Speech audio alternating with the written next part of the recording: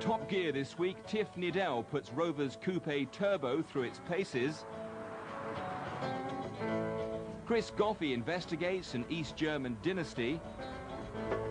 And Tony Mason joins the classic rallying crowd in the Yorkshire forests.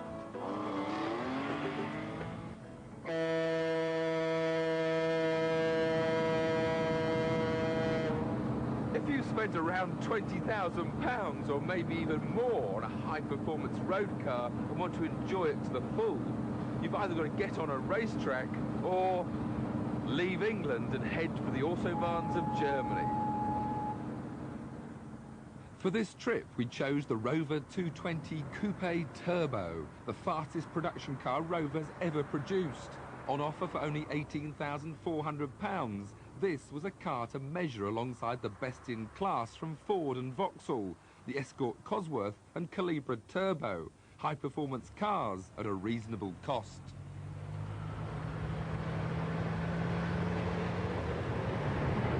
Now I'm relaxed and comfortable and cruising at 130 miles an hour.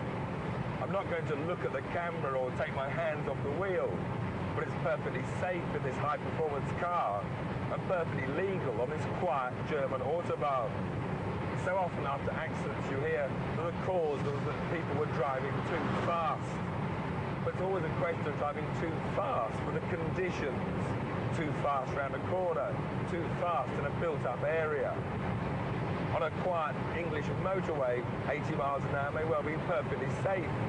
Whilst when it's busy, 70 miles an hour might be too fast. If it's raining, 50 miles an hour might be too fast. If it's foggy, 30 miles an hour might be too fast. But speed should always be related to the conditions. Indeed, the Rover at 130 miles an hour was relaxed and confidence-inspiring on the smooth autobahn. It was stable, passing slower traffic, and because the Germans are used to these high speeds, the lane discipline is excellent. But as the traffic builds up, you do need to ease back. So the Rover's very impressive for high-speed cruising. But what's it like around country lanes? Let's take the scenic route. 200 horsepower driving the front wheels can be an embarrassment under some conditions, but the Rover power plant has a beautifully smooth delivery that almost belies the fact that it's turbocharged.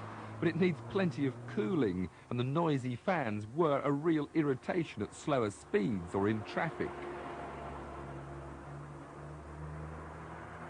Handling around the tight hairpin bends didn't show the Rover at its best. Heavy, dead steering gave little feel. And was that wheel spin I detected? When this Turbo Coupe was launched, I was impressed when I heard it had traction control. But it hasn't. Well, it has if you count an advanced Torsen limited slip differential.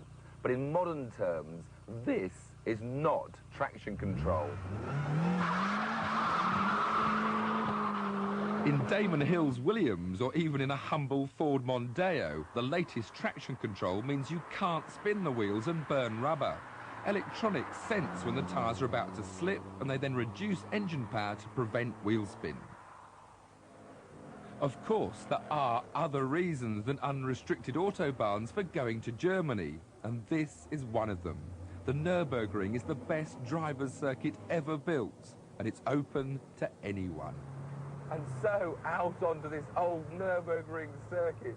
We paid our 15 marks, just, what, £5, and we're now going to do a lap of this wonderful track and really see how this Rover performs.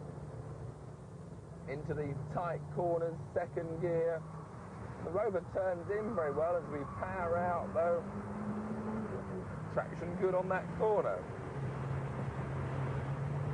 Heading now down to Adenauer Bridge, one of another famous landmarks of the circuit.